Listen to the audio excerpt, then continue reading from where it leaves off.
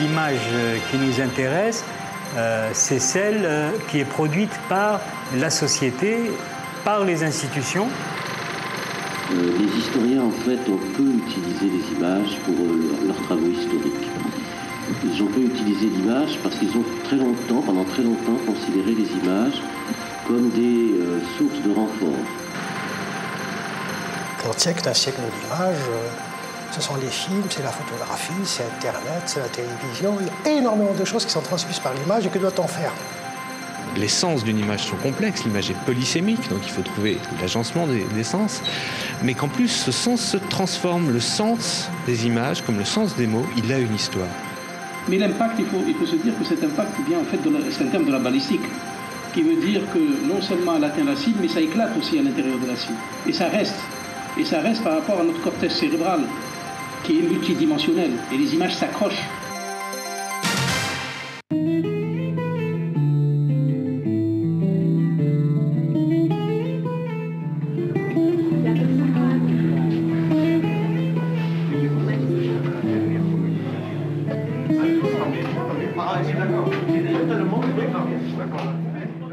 Chers collègues, permettez-moi au nom du CRASC et en mon nom personnel de vous souhaiter la bienvenue. Ce colloque fait suite à une réflexion entamée depuis quelques années sur les savoirs, pouvoirs et mémoire.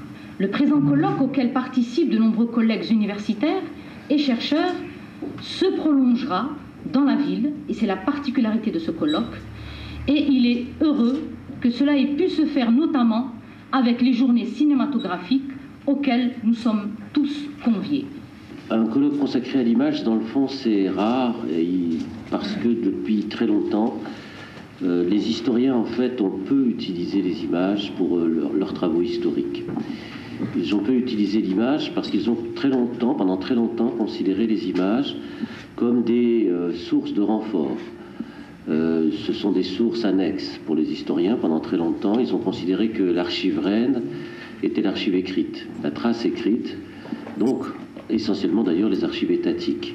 Et que c'était essentiellement à partir des archives étatiques, donc des archives d'en haut, de traces écrites, que pouvaient se reconstruire les récits historiques. Il y avait bien sûr aussi, pour ce qui concerne l'histoire contemporaine, des entretiens, ce qu'on appelle les archives orales. Donc il y avait essentiellement un croisement de sources assez classique, de deux sources, qui étaient les traces écrites, les archives étatiques, la presse, et puis de l'autre côté, bien sûr, pour ce qui concerne l'histoire contemporaine, les archives orales. Et c'était à travers le croisement de ces deux sources que s'opérait la mise en intrigue, la construction, la fabrication des récits historiques. La troisième source essentielle, c'est-à-dire l'image, était dans le fond non seulement peu utilisée, mais il faut dire carrément méprisée. Il y avait une très grande suspicion des historiens et des chercheurs, d'ailleurs au sens large, sur l'image. L'image qui était accusée de véhiculer beaucoup plus de l'émotion que de la raison.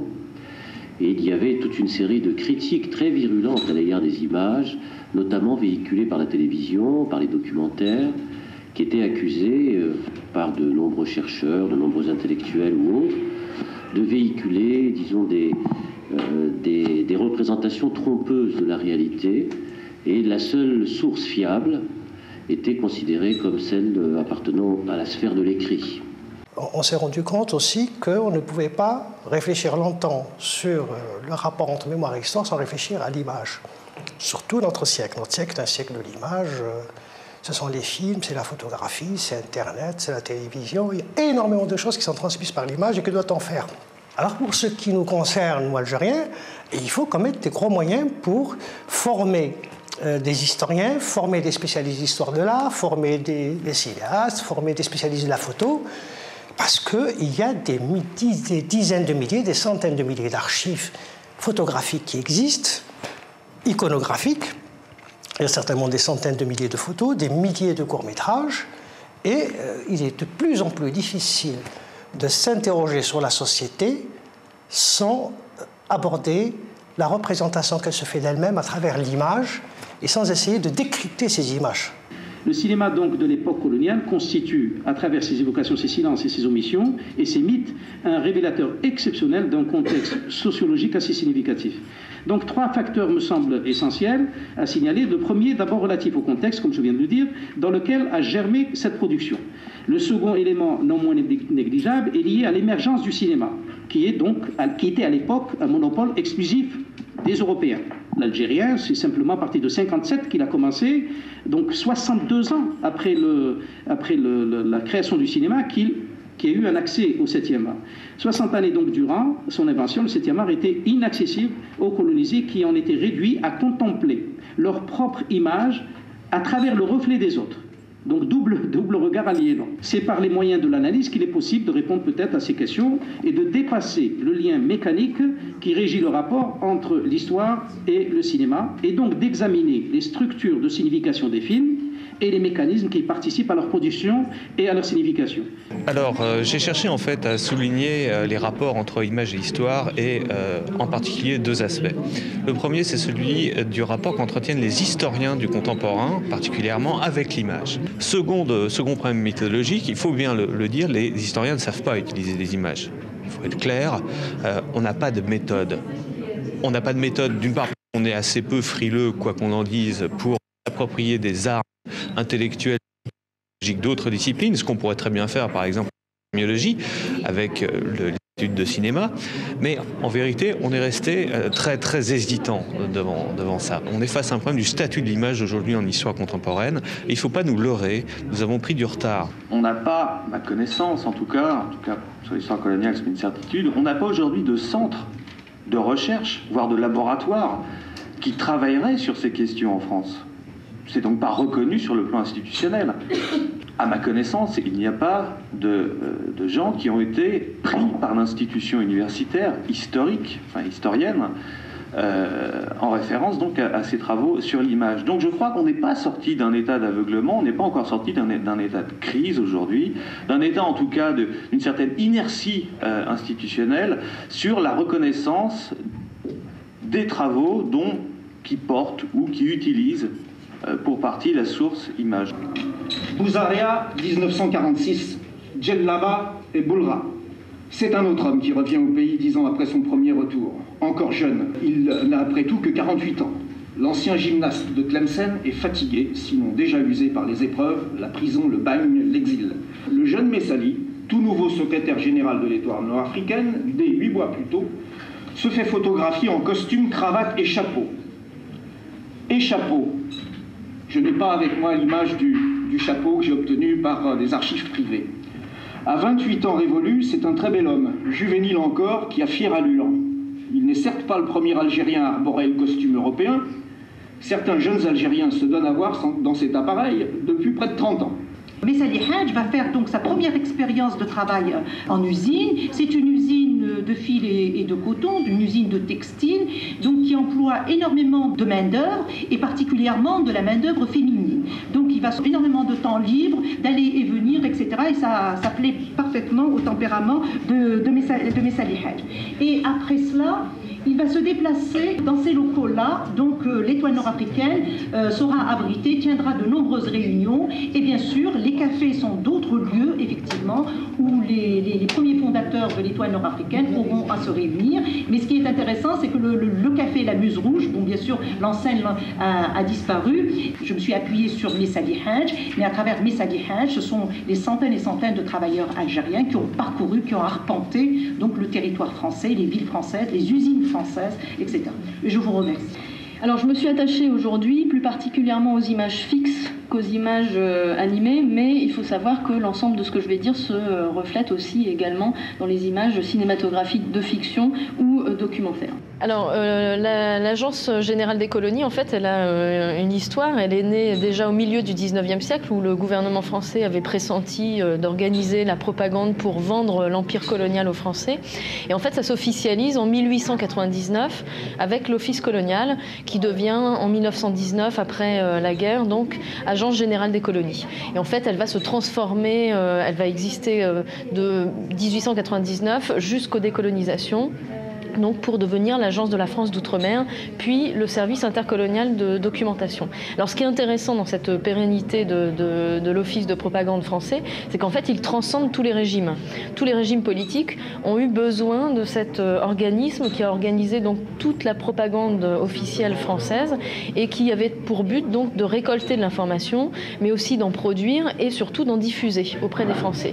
Et d'en diffuser sur de multiples supports. Alors les supports privilégiés, ça a évidemment été le texte, mais ça a été aussi l'image, et une image diffusée aussi bien à travers la photographie bien évidemment, mais aussi dans la presse, des articles qui étaient totalement rédigés par l'agence et illustrés de photographie, qu'on retrouvait dans des livres, les livres de prix notamment distribués aux enfants, les manuels scolaires, les bons points, les vignettes publicitaires aussi, donc tout un ensemble de gestion de l'image et du discours qui cherchait effectivement à propager l'idéologie coloniale autour de deux thèmes essentiels, à savoir la mission civilisatrice et la mise en valeur. La production iconographique de l'Agence des colonies et tout ce qui tournait autour de la propagande coloniale, comment il se fait que dans la société française, ça continue d'une certaine façon à produire des effets. Voilà un petit peu le sujet de mon interrogation. Et puis alors, il me semble aussi qu'il faut voir les liens réciproques de la production d'imaginaire due à l'imagerie, aux images, ce que les images induisent au niveau des idées, les liens entre ce phénomène de construction des imaginaires à partir des images, et puis le phénomène inverse qui consiste à produire des images à partir d'un imaginaire. Mais l'autre exemple que je voudrais aussi montrer, même si la diffusion de ce livre n'a rien à voir, c'est une page du manuel qui avait été élaboré par Max Marchand et qui mettait en parallèle la civilisation arabo-musulmane et la civilisation européenne. Et là, on voit donc la guerre de 100 ans en haut et le royaume de Tlemcen en bas. Et tout le manuel était construit selon ce principe.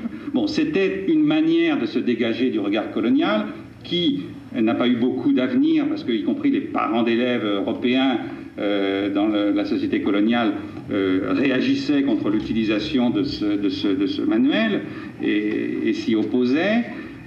Donc voilà. À partir du Moyen-Âge, l'affiche était le seul moyen qu'avaient les autorités pour faire connaître leurs décisions et les événements qui concernaient la cité. Et la première affiche telle qu'on la connaissant actuellement, c'est celle composée en 1477 par William Caxter pour vanter les eaux de Salisbury. Elle restera pendant longtemps le prototype de l'affiche Coran. Si nous comparons de ces affiches, nous nous rendons compte que ces plaisirs de la mer sont réservés aux Européens et que l'Algérienne est cloîtrée derrière son voile et les murs blancs de sa maison.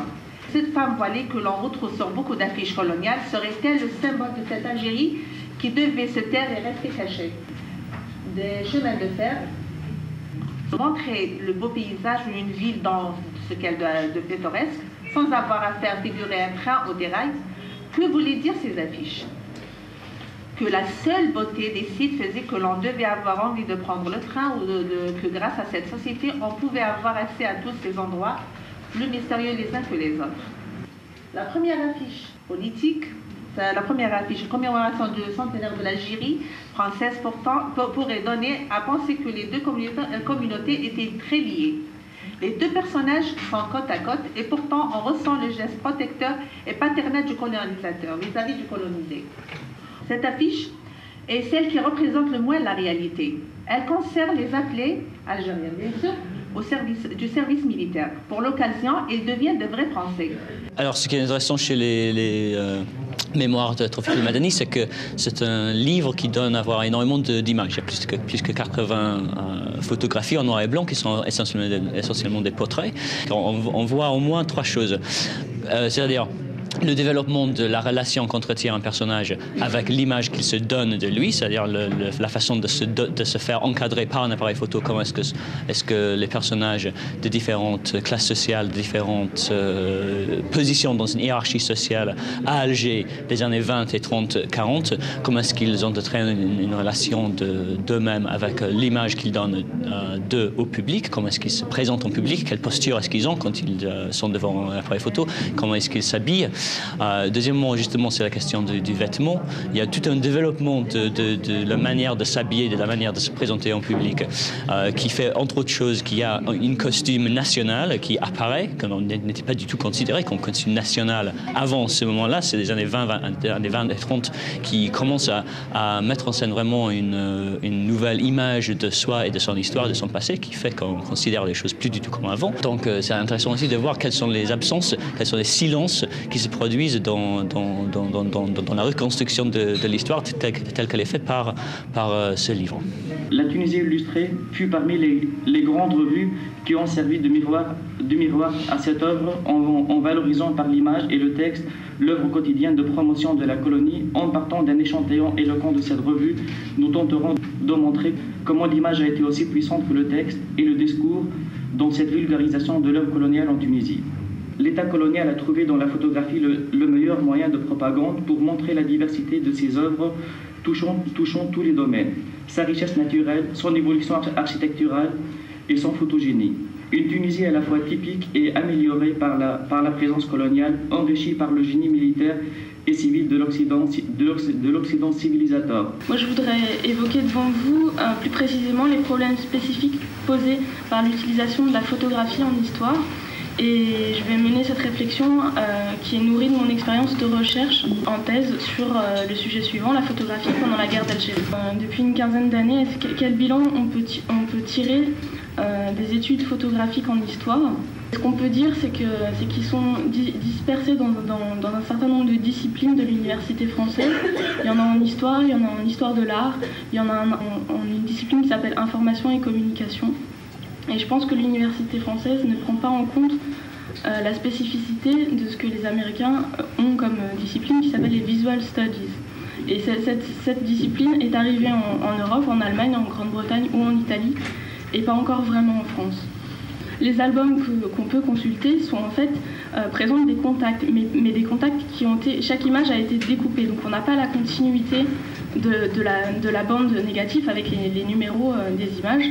Donc on ne peut pas déterminer si toutes les images y sont, et surtout si l'ordre dans lequel elles nous sont présentées était l'ordre dans lequel elles ont été réalisées. Sur la première image, en fait, c'est une image qu'il a prise encore dans le feu de l'action, c'est-à-dire que les combattants algériens prisonniers sont en désordre, les soldats français sont encore en mouvement, et sur l'image suivante, qui est l'image qui a été retenue par le commandement, en fait, il y a eu une mise en scène.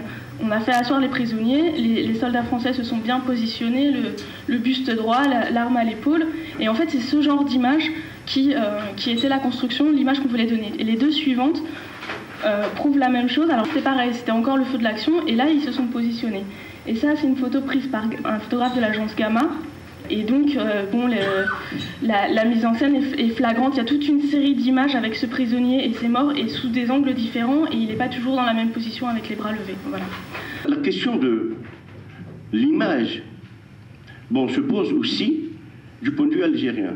Dit simplement, existe-t-il des images algériennes de la guerre d'indépendance? Si tel est le cas, où peut-on les voir? Quelles sont leurs provenances? Quels en sont éventuellement les auteurs? J'ai présenté une série de photographies pour appuyer la présentation de mon argumentaire. L'intérêt de ces photos, c'est d'abord de valider l'idée de l'existence de gisements de photographies qui sont détenus de manière privative, c'est-à-dire que c'est des fonds privés. Bon. En règle générale, ces fonds privés existent au niveau des familles des anciens moudjahidines, eux-mêmes, ou bien leurs ayants droit. Il y a une disproportion fondamentale dans la construction de l'image fixe ou animée de la part de l'État français et de l'armée française, quand on compare cela à la production issue de sources algériennes. L'intérêt de ces photos, bon, c'est un intérêt d'abord technique, puisqu'on voit que des photos ont été réalisées par des maquisards dans les maquis algériens. Ce sont des photos de ce que j'appelle moi la guerre intérieure, puisqu'il y a une diversité de sources photographiques pendant la guerre d'indépendance. Il y a les photos d'agence, et il y a eu donc des photos de presse, et il y a eu des photos du point de vue algérien, de maquisards algériens, qu'on n'a pas bien évaluées et qui restent encore à déchiffrer pour une bonne partie d'entre elles.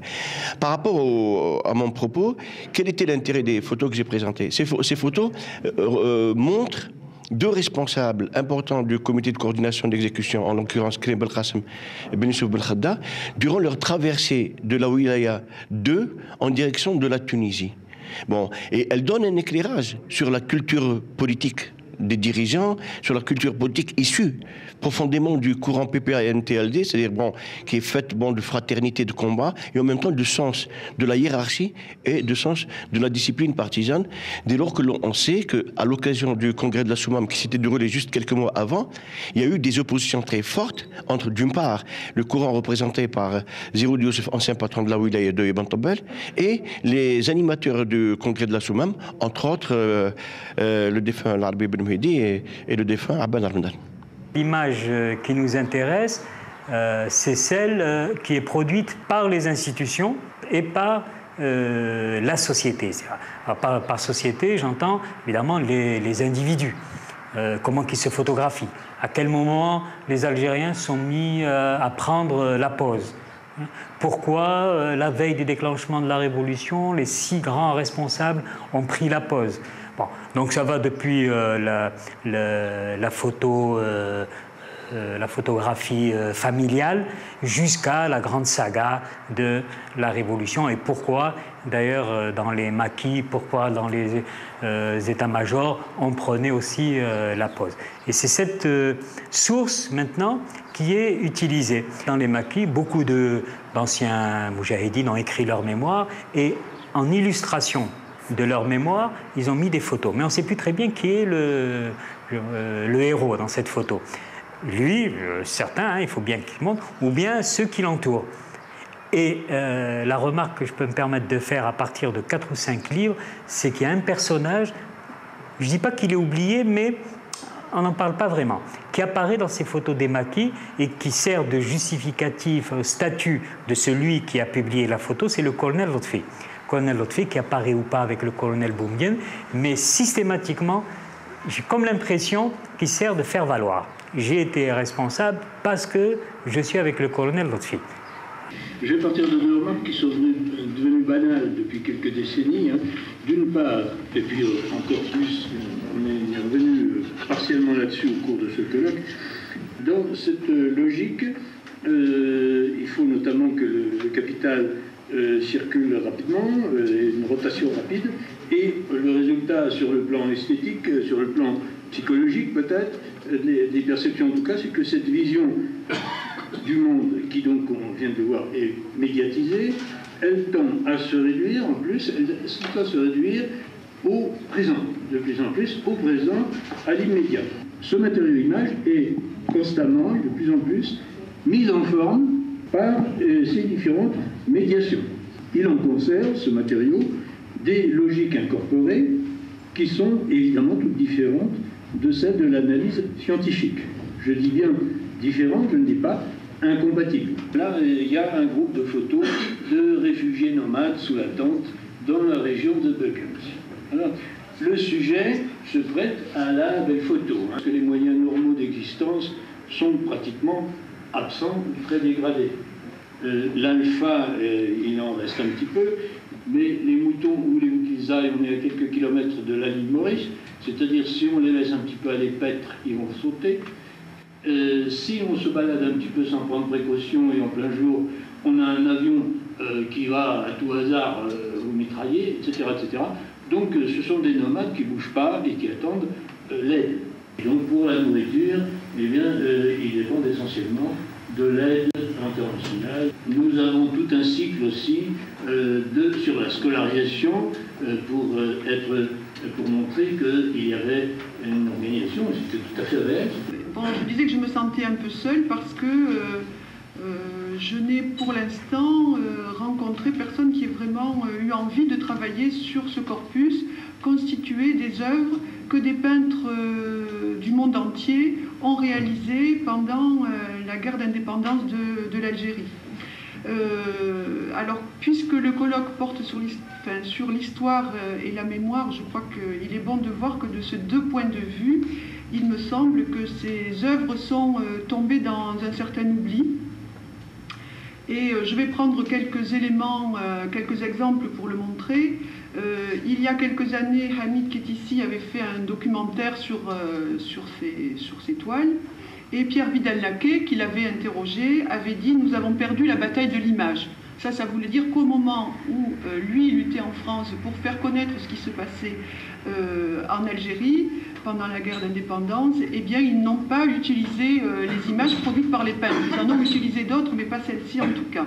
On a très peu de portraits faciles à comprendre, ceux de Tafliski dont j'ai parlé.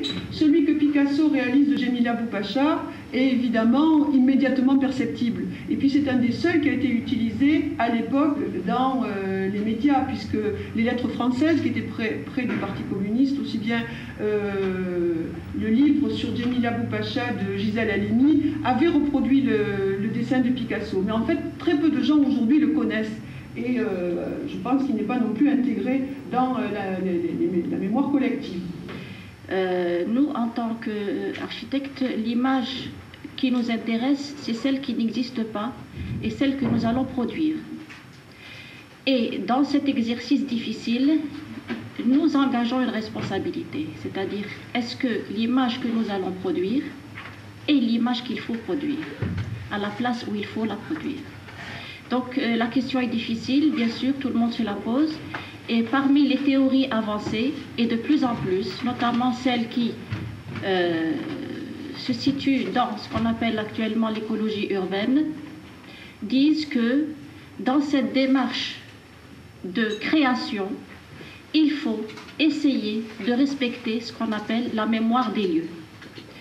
Et pour essayer de respecter la mémoire des lieux, il faudrait donc reconnaître cette mémoire des lieux, reconnaître ces lieux qui ont cette valeur, savoir les respecter. Et c'est pour ça que de plus en plus, on ne parle plus d'aménagement de l'espace, mais de ménagement de l'espace. Oui, ce colloque a beaucoup parlé des photos de la guerre d'Algérie, de la guerre d'indépendance 54-62.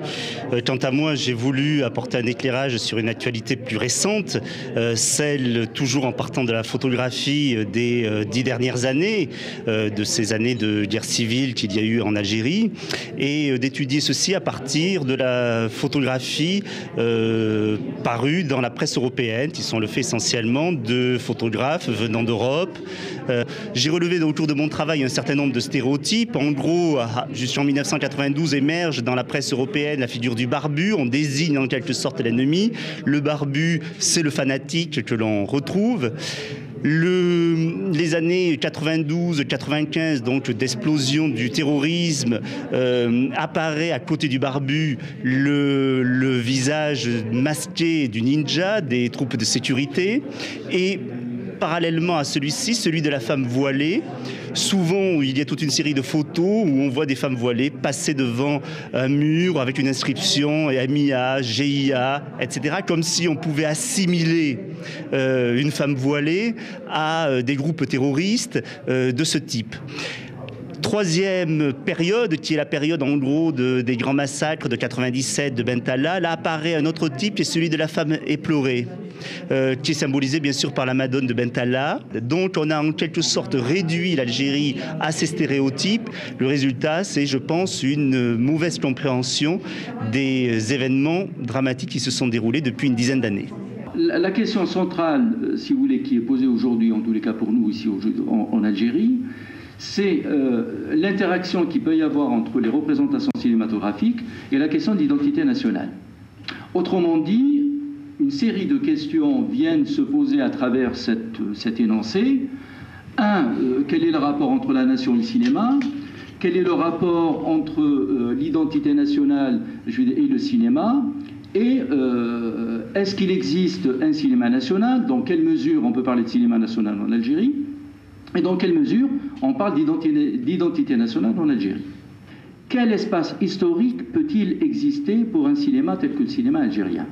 Je pense qu'il est de plus en plus difficile, pour ne pas dire impossible, pour qu'un cinéma national algérien, ou on peut citer d'autres exemples, puisse avoir droit de cité aujourd'hui. L'identité nationale était donnée comme une construction imaginaire que la langue arabe véhiculait ipso facto, de façon tout à fait sui generis.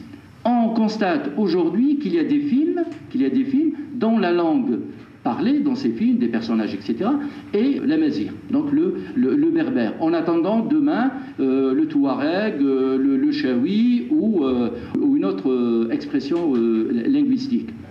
Premier élément. Deuxième élément, dans les personnages de notre cinéma, il y a de plus en plus des personnages qui sont, je veux dire, typés d'une certaine façon, ne serait-ce que l'islamiste. Donc il y a de plus en plus des films qui relatent un peu la période récente, notamment la période récente du terrorisme, où le personnage donc de l'intégriste, de l'islamiste apparaît. Est-ce que ce personnage tel qu'il est campé dans le cinéma répond à cette image ou à cette représentation de l'identité nationale telle qu'elle a été forgée aujourd'hui? Non, c'est des éléments de perturbation de la représentation de l'identité nationale qui sont mis en place et qui révèlent davantage qu'elle est en crise, je veux dire, que la conforter. Nous avons eu le plaisir de partager nos expériences respectives de recherche, de confronter bien sûr nos hypothèses de travail et d'échanger nos points de vue. C'est pourquoi je crois le croisement des sources, pas seulement iconographiques, mais avec les sources écrites, les sources orales, la mise en corrélation des contextes, doit être aussi accompagné du croisement des regards, afin justement d'appréhender le poids des représentations visuelles et mentales dans les sociétés qu'on étudie, et essayer aussi de saisir la complexité des significations multiples de ces mêmes représentations.